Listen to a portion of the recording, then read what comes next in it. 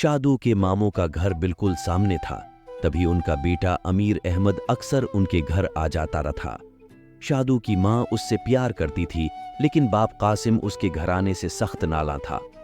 अमीर के बाप ने विरासत का हिस्सा बहन को न दिया था। इस पर कासिम ने बीवी से कह दिया था कि तेरे भाई को जमीन प्यारी है, इसलिए अब तेरा नाता मैके से खत्म हुआ। इसके बाद से शादू की मां का अपने भाई के घर आना जाना बंद हो गया। वो लोग भी इधर नहीं आते थे, मगर बच्चों पर पाबंदी नहीं लगाई जा सकती। कभी शादू बाप से छिपकर मामू के घर जा पहुंचती और कभी अमीर इधर आ निकलता। हालांकि जानता था कि कासिम फूफा उसको खा जाने वाली नजरों से घूरता है, ताहिम वो उसकी जहरीली नजरों को नजरअंदाज कर दिया करता था। बाप को अब बेटी की शादी की फिक्र लगी थी। रिश्ते का जिक्र निकला तो शादू की मां और ममानी तड़प कर रह गईं। दोनों औरतें चाहती थीं कि शादू और अमीर का आपस में रिश्ता हो, मगर कासिम किसी सूरत इस पर राजी न हुआ। एक दिन उसने घर के सहन में शादू और अमीर को हंस हंस कर बातें करते देख लिया तो उसके दिल में खतरे का इलाम बजा और वो रिश्ते की तलाश में लग गया। शादू एक खूबसूरत लड़की थी, खुशहाल घर से थी, इसलिए खेतों में काम करने नहीं जाती थी, लेकिन अपनी जमीन पर पर्दे की भी पाबंदी नहीं थी। एक रोज एक सहेली के हमराह खेत में गए तोड़ने चली गई। उधर से हयात का गुजर हुआ। ये इलाके का बड़ा जमींदार था। उसकी नजर जब शादू पर पड़ी तो वो उसे देखता रह गया। कब्ल से उसने अपने गांव में इतनी खूबसूरत लड़की नहीं देखी थी। इसने उस लम्हे फैसला कर लिया कि हर सूरत इस लड़की से ब्याह करेगा। कासिम से उसकी अच्छी सलाम दुआ थी। इसी शाम वो कासिम के पास आया और अपना मुद्दा बयान कर दिया। कासिम ने सवाल किया, हयात बख्त साहब, आप तो शादीशुदा हो, फिर दूसरी शादी क्यों करना चाहते हो? मेरी पहली बीवी से 4 बेटियां हैं। ऑपरेशन की वजह से अब वो मजीद औलाद पैदा नहीं कर सकती। मुझे बेटे की आरजू है, इसी वजह से दूसरी शादी करना चाहता हूं। कासिम को तो लड़की ब्याहने की जल्दी थी। उसने सोचा शायद किस्मत उस पर मेहरबान हो गई है, जो बख्त खुद चलकर उसके दरवाजे पर आ गया है। उसने रिश्ता कबूल कर लिया। हालांकि हयात उसकी बेटी से उम्र में काफी बड़ा था, लेकिन उससे क्या फर्क पड़ता था। मालदार और जमींदार तो एक से ज्यादा शादियां करते ही हैं, आगे लड़की का नसीब। जब अमीर को इल्म हुआ कि शादू का रिश्ता हयात जमींदार से तय कर दिया गया है तो वो बहुत अफसर वो मिलूल हुआ। इधर शादू भी छिप छिप कर रोती थी, मगर तकदीर का कलमदान उनके हाथ में न था। वो महज रोते ही रह गए, तकदीर का लिखा न मिटा सके। यूं 2 दिल जबरदस्ती जदा कर दिए गए और शादू ब्याह कर हयात के घर चली गई। शादू उस शादी से खुश न थी। कीमती मलबूस और भारी भर कम सोने के जेवरात भी उसके दिल को न लभा सके। बाप ने बेटी का कासुख दौलत के अनबाले इन बार में ढूंढा, ये न देखा कि हयात उम्र रसीदा है और बेटी को सौकन पर दे रहा हूं। शादू जब शोहर की सूरत देखती तो उसके अरमान कुची मिट्टी के घरोंदों की तरह ढह जाते। वो इस कदर अफसरदा हुई कि बीमार पड़ गई। काफी अरसा बीमार रही, मगर अपनी बेजोड़ शादी से समझौता न कर सकी। उसका दिल अब और ज्यादा शिद्दत से अमीर अहमद की याद में तड़पता था। वो मामों को कोसती थी जिसने उसकी मां को जमीन का एक छोटा सा टुकड़ा न देकर उसको हमेशा के लिए अमीर से जदा कर दिया था। इधर अमीर की हालत भी उससे कुछ मुख्तलिफ न थी। इसका जी दुनिया की किसी खूबसूरती में न लगता था। वो शादू के चले जाने के बाद गांव में न रहना चाहता था। यहां अब उसका दिल ही न लगता था। शाद वो मेके आई तो मुरझाई कली की तरह हो चुकी थी। मां ने जब उसकी यह हालत देखी तो रोने बैठ गई। सास नंदों ने उसे समझाना चाहा, मगर किसी की बात का इस पर कोई असर न हुआ। दुख उसके अख्तियार में न रहा था। वो बेदरीक शोहर को कोसे जाती थी। दिल बागी हो तो उसे कौन समझा सकता है। शादू 8 आंसू रोती हयात के घर वापस लौटा दी गई। यहां तो हुमा वक्त आग ही सलगती रहती थी। घर में 4 सुतीली लड़कियां और शातिर सोतन की सियासत उसे किसी पलचीन न मिलता था।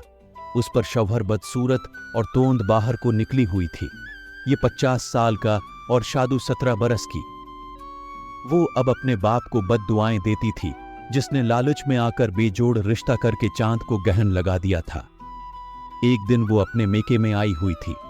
जब घर की छत पे गई तो सामने ही उसको मामू के घर की छत पर अमीर खड़ा नजर आ गया। उसे देखा तो खुद पर काबू न रख सकी। वो भी बेअख्तियार शादू की जानिब खींचा चला आया। कासिम शहर गया हुआ था। अमीर जल्दी से शादू के घर पहुंचा। मुद्दत बाद मिलने पर शादू से शकवा किया और रोकर बोली, तुम तो कठोर दिल निकले, कभी कभी दूर से ही सही सूरत दिखा दिया करो तो उस बेचैन दिल को करार आ जाए। शादू, मैं तुम्हारे घर कैसे आ सकता हूं? वो गैर लोग हैं, मुझे तुम्हारे घर की दहलीज कौन पार करने देगा भला? मेरे घर के पास ही तुम्हारी खाला का घर है, तुम वहां आ सकते हो। मैं तुमको सिर्फ दौर से एक नजर देख लूंगी, बेशक बात मत करना। अमीर का दिल भी कोई झूठा आसरा चाहता था। उसने शादू से वादा कर लिया कि अब वो हर हफ्ते खाला के घर जाया करेगा। ये खाला अमीर की माँ की चचाजाद थी।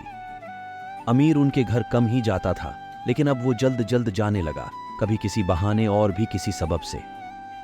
खाला उसके आने पर खुश होती, कहती, अमीर अहमद जरूर आया करो, मेरी कोई औलाद नहीं है, तुम आ जाते हो दिल खुश हो जाता है। जब वो खाला के घर जाता, उसकी नौकरानी को खाला के घर रखी कोई सौगात देकर कहता कि जाओ दर हयात की छोटी बेगम को दे आओ, उनसे कहना कि खाला ने भजवाया है। सौगात मिलते ही शादू औ पर छत पर पहुंच जाती और दौर से ही अमीर का दीदार कर लेती। हयात साहब की बड़ी जमींदारी थी, वो अक्सर जमीनों पर होते, कभी शहर तो कभी डेरे पर। वो शाम के बाद ही घर आते थे। सौतन अपने बच्चों में लगी होती। शादू का पोषण बिल्कुल अलग थलग था, ताहिम वो उन दिनों ज्यादा परेशान रहने लगी। इस बात को हयात ने नोट किया तो शादू ने कहा कि तुम्हारी बच्चियां आपस में लड़ती झगड़ती हैं, बहुत शोर मचाती हैं, तुम्हारी बीवी उन पर चलाती है, मुझे तो एक पल का सुकून नसीब नहीं है। ऊपर से तुम्हारी बड़ी बेगम के ताने सुनने को मिलते हैं, इसी वजह से परेशान रहती हूं। मनचाही बीवी की खातिर हयात साहब ने दरमियान में दीवार उठा दी, यूं जिस तरफ के हिस्से मैं शादूर हती थी वो बिल्कुल अलहदा हो गया। अब तुम सुकून से रहो, तुमको न शोर परेशान करेगा और न मेरी बीवी के ताने तशने। अब जमींदार साहब के 2 घर हो गए, वो एक दिन बड़ी बेगम के घर में रहते और एक दिन शादू के पास। शादू दोनों घरों को मिलाने वाला दरमियानी दरवाजा अक्सर बंद रखती, जबकि दूसर और वाजा जो बाहर की तरफ था, इत्तिफाक से इस जानिब खाला का घर था। दोनों घर आमने सामने लेकिन कुछ फासले पर थे। दरमियान में छोटी सी नहर थी जिस पर छोटा सा पल बना हुआ था। अमीर ने खाला से खूब दोस्ती गांठ ली। जब आता कोई ना कोई तहफा लाता कहता। खाला खुश हो जाती, कहती, अमीर बेटा, जब से तुम आने लगे हो मुझे औलाद की कमी अब महसूस नहीं होती। लगता है अल्लाह ताली ने मुझे बेटा दे दिया है। बेचारी खाला को क्या खबर कि अमीर मियाँ किस मकसद से इधर का रख करते हैं। अमीर जब आता किसी न किसी तौर घड़ी 2 घड़ी के लिए शादू से मिलने की राह निकाल लेता। ये एक खतरनाक रिश्ता था जिस पर दोनों चल रहे थे, मगर उन्हें किसी की परवाह न थी। कहते हैं कि हिजाब जाता रहे तो हिम्मत बढ़ जाती है। अमीर की भी इतनी हिम्मत बढ़ गई कि वो जमींदार की गैर मौजूदगी में शादू के घर के अंदर चला आता। मुलाजमा को शादू ने कुछ ज़ियोर देकर अपने साथ मिला लिया था। अब ऐसा भी होने लगा कि हयात दूसरे शहर होते, तब शादू का घर अलग थलग होने की वजह से किसी को भी खबर न होती कि कौन कब रात के अंधेरे में घर में दाखिल हुआ और कब निकलकर गली में गायब हो गया। हयात अक्सर अपनी जमीनों पर जाता रहता था। वहां भी उसने डेरे बनाए हुए थे। कभी वो इधर ही चंद दिन को रह जाता। शादू ने उसके जाने की ये निशानी मुकर्रर की थी कि वो अपने सरख पर इंदे को ऊपर की मंजिल की बालकनी पर बांध कर लटका देती थी। इसका मतलब था कि हयात गांव में नहीं है। रंगीन धागों का ये गुच्छा खाला की छत से नजर आता रहता था, जिसे देखकर अमीर बेधड़क आ सकता था। ये बहुत खतरनाक बात थी, मगर दीवाने दिल खतरों में घर जाएं तो फिर जान की परवाह नहीं रहती। ताहम ऐसी मुलाकातें ज्यादा देर तक नहीं छितीं। एक बार मोहल्ले की एक बूढ़ी औरत ने रात के वक्त अमीर अहमद को शादू के घर जाते देख लिया। इसने अपने शक व शुबह का इजहार अपने शवहर से किया, जो हयात का पर अना मुलाजिम था, और हयात ने इस अपने घर के पिछली जानिब जिस तरफ नहर थी चंद मरले जमीन अनायत करके इस पर रहने की इजाजत दी हुई थी। अब वो बूढ़ा मुलाजिम टूह में रहने लगा। एक दिन उसने भी अमीर को शादू के घर जाते देख लिया। उसने अपनी वफादारी की पासदारी करते हुए मालिक को दब्बे लफ्जों बता दिया कि उसने किसी को उनके घर के दरवाजे की तरफ जाते देखा है। मालिक के लिए इतना इशारा काफी था। अब हयात खुद टवू में रहने लगा कि मालूम हो इस बात में सदाकत है या मुलाजिम की बूढ़ी दीद का कसूर है। हयात ने शादू से उस बारे कोई बाज़ की और न कोई सवाल किया। उसे शबा हुआ कोई नशी या चौरा चुका इधर को ना आंकलता होगा। ताहिम उसका जी परेशान था। अगर कोई उसके घर आता भी है तो किसी के जरिया से शादू इस आने वाले को पैगाम भेजती होगी कि मैं घर में मौजूद नहीं हूं। ये सबसे ज्यादा ना समझ में आने वाली बात थी। हयात काफी दिनों तक सोच विचार में रहा, मगर इस बात का जिक्र उसने किसी से न किया, शादू से भी नहीं। एक रोज उसने ऊपर की मंजिल पर एक बात नोट की कि बरामदे की बालकोनी में एक परांदा बंधा हुआ है। एक दिन बाहर से आते हुए उसकी नजर पर अंधे पर पड़ गई, लेकिन जब घर आया इस बात को मामूली समझकर भूल गया।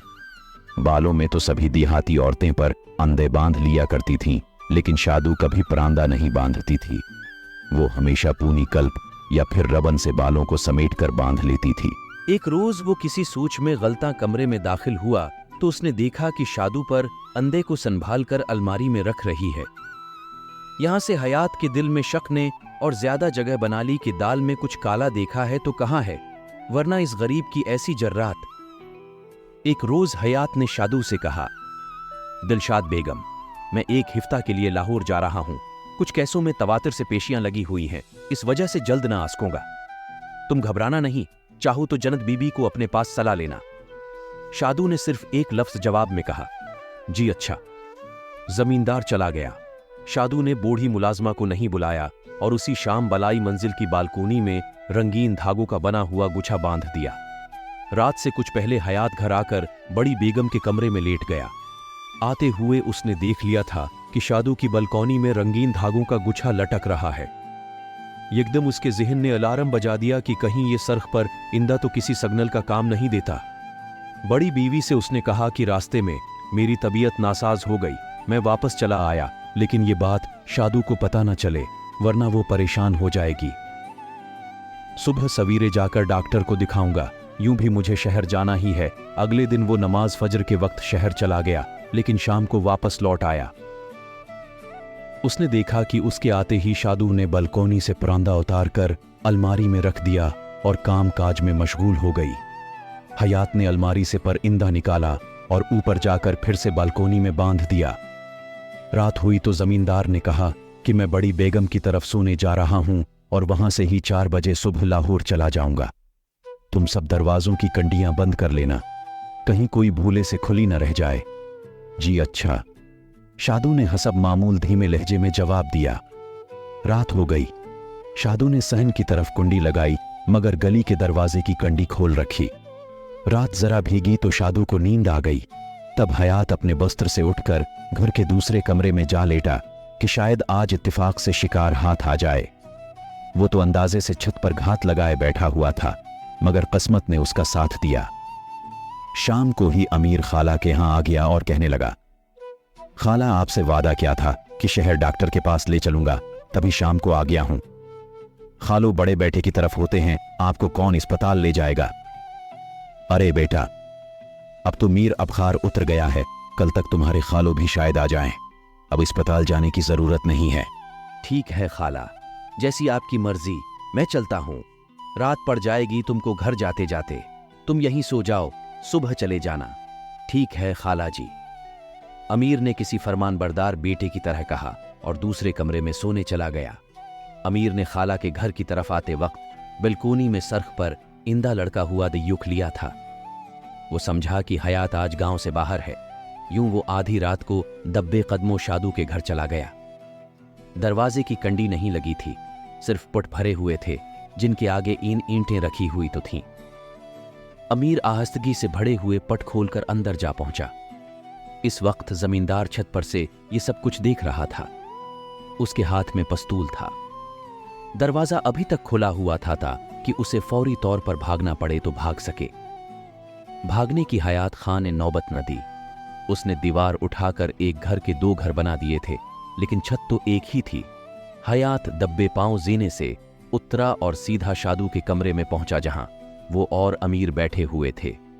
युकायिक फायर की आवाज सुनी गई और 2 रूहें एक साथ कफस उनसुरी से आसमान की तरफ परवाज कर गईं।